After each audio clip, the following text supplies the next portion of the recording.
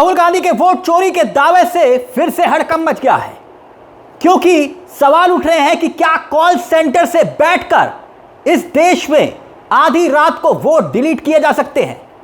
क्या वोट चोरी बकायदा सेंट्रलाइज तरीके से हो सकती है? राहुल गांधी के वोट चोरी के आरोपों के बाद अब मुख्य चुनाव आयुक्त ज्ञानेश कुमार की तरफ सवाल खड़े होने लगे। फिर से एक बार सवालों के कटघरे में वो खुद आ गए, मगर उनका जवाब आया, ज्ञानेश कुमार का जवाब आया, और वो जवाब अब लोगों के गले नहीं उतर रहा है। उस जवाब पर भी हम आएंगे, मगर राहुल गांधी ने जिस तरीके से 3 बड़े सबूत रखे हैं और दावे किए हैं, उस पर आना बहुत जरूरी है, ताकि आप समझ जाएंगे कि मामला कितना बड़ा बन चुका है, कितना गंभीर हो चुका है। पहले जरा एक एक करके 3 सबूतों का हमने जिक्र किया।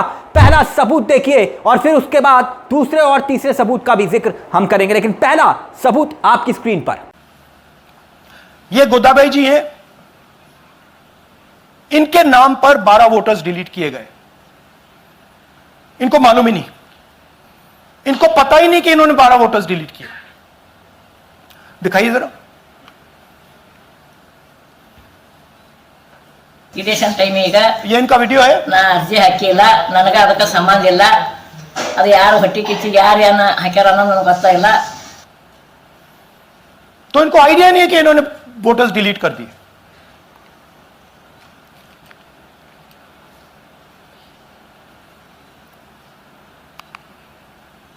ये सारे के सारे जो नंबर्स हैं, ये कर्नाटक के नंबर्स नहीं है, ये अलग अलग स्टेट्स के नंबर्स हैं। और इन नंबर्स को आप फोन करके देखिए, रिप्लाई नहीं आता है।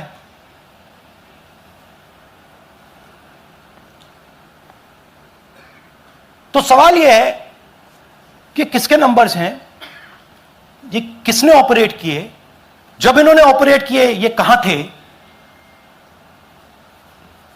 आईपी एड्रेस क्या था, ओटीपी कैसे जनरेट हुआ, कहां गया, यह सवाल है। यानी सबूत नंबर 1, राहुल गांधी ये कह रहे हैं कि गोदाबाई, जी हां, गोदाबाई नाम की एक महिला है और 12 वोटर डिलीट किए गए, जिसके बारे में गोदाबाई को कोई जानकारी नहीं। अब ऐसे में सवाल दोस्तों ये कि जिन नंबर से 12 वोटर डिलीट किए गए वो किन के नंबर हैं? ये मोबाइल नंबर किसने और कहां से ऑपरेट किए? इन नंबरों का आईपी एड्रेस क्या था? डिलीट करने के लिए ओटीपी किसको गया? दावा बहुत गंभीर है दोस्तों। और सवाल यह भी कि इन नंबरों पर फोन किया जाता है तो कोई जवाब नहीं आता, यह कहा जा रहा है। अब सबूत नंबर 2 जल्दी से देखिए, और फिर उसके बाद सबूत नंबर 3 भी बताएंगे, और फिर उसके बाद चुनाव आयोग का जो जवाब आया है, जो खुद सवाल कर रहा है, वो भी हम आपको बताएंगे। लेकिन पहले सबूत नंबर 2।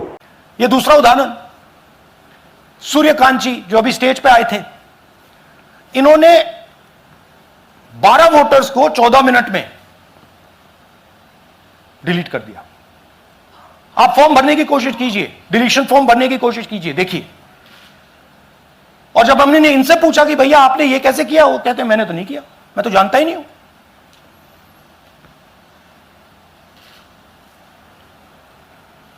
बबीता चौधरी जी का इन्होंने एक नाम डिलीट किया, यहां खड़ी हैं बबीता जी, यहां हैं, सूर्यकांत जी यहां हैं। आ जाइए जरा स्टेज पे, 1 सेकंड आ जाइए। ये दोनों खड़े हैं यहां पे, सूर्यकांत जी, बबीता जी।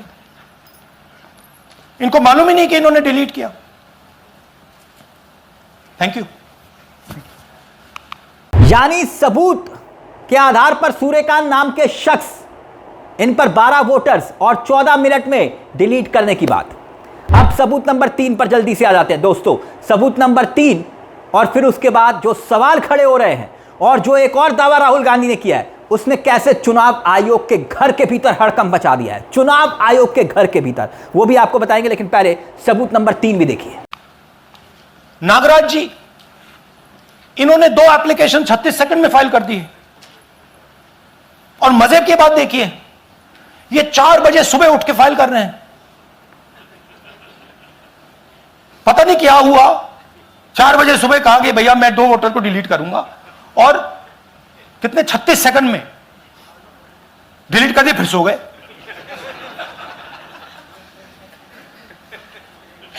हमारी माइंड में पहले सवाल था कि क्या इलेक्शन कमीशन भी सो रहा है, मगर नहीं, सोया कोई नहीं है, जगे हुए हैं, सिस्टमैटिकली मदद हो रही है। अब सवाल खड़े हो रहे हैं कि जब कर्नाटक सीआईडी ने चुनाव आयोग को 18 चिट्ठियां लिखी, लेकिन किसी का भी जवाब क्यों नहीं दिया गया? यानी सीईसी कर्नाटक ने भी दिल्ली चिट्ठी भेजी, पोस्ट की, मगर मुख्य चुनाव आयुक्त ज्ञानेश कुमार ने एक का भी जवाब नहीं दिया। इतना ही नहीं, राहुल गांधी ने जो दावा किया ना दोस्तों, उसने क्यों खलबली मचा दी है चुनाव आयोग के अंदर? क्योंकि राहुल गांधी ये कह रहे हैं कि चुनाव आयोग के अंदर से ही लोग अब उनकी मदद कर रहे हैं, जानकारी दे रहे हैं। यकीन नहीं होता, सुनिए राहुल गांधी का यह बयान भी। अच्छा, एक इंटरेस्टिंग बात आई है जो मैं आपको बताना चाहता हूं कि इलेक्शन कमीशन के अंदर से हमें मदद मिलनी शुरू हो गई है। मैं साफ बोल देता हूं, इलेक्शन कमीशन के अंदर से, पहले नहीं हो रहा था, अब इलेक्शन कमीशन के अंदर से इंफॉर्मेशन आ रही है, यह रुकेगा नहीं। वैसे दोस्तों इसमें कोई दो राय नहीं कि जब चुनाव आयोग, जाहिर तौर पर राहुल गांधी जब प्रेस कॉन्फ्रेंस कर रहे थे तब चुनाव आयोग टकटकी लगाए बैठा होगा, देख रहा होगा, और जैसे ही प्रेस कॉन्फ्रेंस खत्म होती है चुनाव आयोग की तरफ से राहुल गांधी के आरोपों का जवाब आ जाता है। जी हां, राहुल गांधी जो आरोप लगा रहे हैं ना, उसका जवाब भी आ गया है। अब मुख्य चुनाव आयुक्त क्या बोले, चुनाव आयोग का क्या जवाब आया आपकी स्क्रीन पर। चुनाव आयोग का कहना है कि वो आरोप निराधार है, जो राहुल गांधी ने लगाए हैं वो गलत है। और चुनाव आयोग के साथ साथ दोस्तों ज्ञानेश कुमार पर जब हेराफेरी के आरोप लगे, राहुल गांधी ने तो चुनाव आयोग के द्वारा कहा, चुनाव आयोग को कहा कि जितनी आसानी से राहुल गांधी वो बात बता रहे थे कि भाई कैसे कैसे कैसे ये वोटर्स डिलीट किए गए, इतनी आसानी से तो नंबर डिलीट हो ही नहीं सकते। कौन कह रहा है? चुनाव आयोग। तो दोस्तों ये चुनाव आयोग का पूरा जवाब है। यानी कि राहुल गांधी ने एक लंबी चौड़ी प्रेस कॉन्फ्रेंस की, बाकायदा 5 पॉइंट्स में चुनाव आयोग के सामने सबूत रखे, बताया कि 2023 से खुद चुनाव आयोग ने ही इस पूरे मामले में एफआईआर दर्ज की थी, और इस पूरे मामले में इन्वेस्टिगेशन जो चुनाव आयोग खुद कर रहा है, जिसका जिक्र किया जा रहा है, तो बड़ा सवाल एक और खड़ा होता है दोस्तों, क्योंकि चुनाव आयोग ने यह सफाई दी है। सवाल यही खड़ा होता है कि चुनाव आयोग अगर इन्वेस्टिगेशन कर रहा है तो 2025 आ चुका है, 2023 का मामला 2025 आ चुका है। चुनाव आयोग की इन्वेस्टिगेशन से अब तक क्या हासिल हुआ? क्या चुनाव आयोग ने बताया? चुनाव आयोग उस जांच में सीआईडी को कोऑपरेट क्यों नहीं कर रहा है? यानी कि ये एक तरीके से यही हुआ जो पिछली बार आपने रुख अख्तियार किया था चुनाव आयोग ने पिछली बार, क्योंकि जब राहुल गांधी ने वोट चोरी का खुलासा किया था तब उस वक्त भी एक बयान से पूरे मामले से किनारा कर दिया था ज्ञानेश कुमार जी ने। और जब अब बवाल हो रहा है, सवाल खड़े हो रहे हैं, तो फिर भी एक लाइन का जवाब। प्रेस कॉन्फ्रेंस करके तब उस वक्त मुख्य चुनाव आयुक्त ने सामने आकर प्रकट होकर कुछ बातें कही थी, ज्ञानेश कुमार द्वारा कही गई थी। लेकिन दोस्तों सवाल आपसे है मेरा कि राहुल गांधी के आरोपों में अगर रत्ती भर भी सच्चाई है, 1% भी सच्चाई है, और मुख्य चुनाव आयुक्त और चुनाव आयोग ये कह रहा है कि ये आरोप निराधार है, तो सवाल ये कि सीआईडी मामले में अब तक कर्नाटक की सीआईडी को इस पूरे मामले में जो जांच कर रही है उसका कोई जवाब मुख्य चुनाव आयोग ने या फिर मुख्य चुनाव आयुक्त ने क्यों नहीं दिया? सिर्फ ये कह देना कि ये बयान बेबुनियाद है, ये आरोप निराधार हैं, ये सब बकवास की बातें हैं, क्या बात खत्म हो जाती है दोस्तों? क्या चुनाव आयोग इन सवालों से बच जाता है कि आखिरकार सवाल कौन से? सुनिएगा गौर से। सवाल नंबर 1, बाहरी राज्यों में मोबाइल नंबर का इस्तेमाल करके लोगों के वोट क्या काटे जा रहे हैं? क्या वाकई में फर्जी लॉगिन के जरिए दूसरे मतदाताओं के नाम काटे गए हैं और उसकी जानकारी क्या चुनाव आयोग के पास है? सवाल नंबर 3, 2018 विधानसभा चुनाव में जिन 10 बूथों पर कांग्रेस के उम्मीदवारों को ज्यादा वोट हासिल मिले, 2023 में उसी 10 बूथों में से 8 बूथ पर टारगेट करके क्या नाम डिलीट किए गए? ज्ञानेश कुमार कर्नाटक की सीआईडी को नाम क्यों नहीं बता रहे? किसने 6000 वोटों को काटा? किसने वोटर्स के नाम डिलीट करने के लिए फर्जी एप्लीकेशन डाली? सवाल यह कि मोबाइल नंबर असली लोगों के थे, जिन्हें इस पूरे मामले की जानकारी तक नहीं थी। आखिरकार कैसे हुआ? गोदाबाई के नाम पर 12 वोटर किसने और क्यों डिलीट किए? सवाल यह कि 12 वोटर डिलीट किए गए वो किसके नंबर है? ये मोबाइल नंबर किसने और कहां से ऑपरेट किए? क्या ये दोस्तों सवाल नहीं बनता? क्या ये सवाल नहीं बनता कि इन नंबरों का आईपी एड्रेस क्या था? सवाल ये नहीं बनता कि क्या डिलीट करने के लिए ओटीपी किसको गया? सूर्यकांत जिस नाम बताया जा रहा है, 12 वोटर्स 14 मिनट में कैसे डिलीट हो गए? है ना दोस्तों, बड़ी बात, बड़े सवाल है। मगर इन बड़े सवालों को लेकर चुनाव आयोग का एक ही जवाब, एक लाइन में, बात खत्म।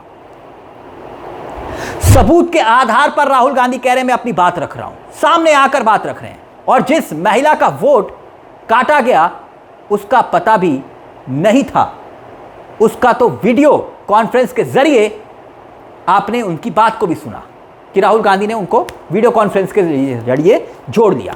जिस नंबर का इस्तेमाल किया गया दोस्तों, उस शख्स को भी राहुल गांधी ने बकायदा लाइव लाकर खड़ा कर दिया, जिंदा। आज से पहले देश में ऐसी कोई प्रेस कॉन्फ्रेंस हुई दोस्तों जिसमें जिस शख्स का नंबर इस्तेमाल किया गया हो उसको जिंदा लाकर राहुल गांधी ने खड़ा कर दिया? क्योंकि राहुल गांधी कह रहे हैं कि यह मैन्युअली नहीं हो रहा है, यह सॉफ्टवेयर के जरिए हो रहा है, और बकायदा सॉफ्टवेयर से हो रहा है, और कॉल सेंटर टाइप का सेटअप लगा हुआ है, और यह पिछले 10-11 सालों से हो रहा है। चोरी अभी पकड़ी गई है कह रहे हैं। इसलिए इस पूरे मामले को लेकर सवाल खड़े हो रहे हैं दोस्तों। सवाल, अभी तक फोन नंबर, कंप्यूटर का आईपी एड्रेस, ओटीपी की जानकारी कर्नाटक सीआईडी को क्यों नहीं दी गई? बात सिर्फ इतनी है। और 1.5 साल में जांच पूरी क्यों नहीं हुई? अगर जांच चुनाव आयोग कर रहा है तो राहुल गांधी की इस प्रेस कॉन्फ्रेंस से उठे सवाल दोस्तों बहुत गंभीर है, और आयोग साफ साफ जवाब अभी भी नहीं दे पा रहा। इस मुद्दे को लेकर दोस्तों आपकी क्या राय है? हमें कमेंट बॉक्स में ज़रूर बताइएगा कि क्या ये सिर्फ ये कह देना कि आरोप बकवास है, बेबुनियाद है, बात खत्म हो जाती है, या फिर वाकई मामले में जांच की दरकार है? क्योंकि राहुल गांधी फिर कह रहे हैं वोट चोर। इस मुद्दे को लेकर अपनी राय हमें कमेंट बॉक्स में ज़रूर बताइएगा। मुझे तिलक चावला को दीजिए इजाज़त। चलते चलते दरख्वास्त, हमारे चैनल को सब्सक्राइब करना मत भूलिएगा। यह मंच आप ही का है। नमस्कार, जय हिंद, जय भारत।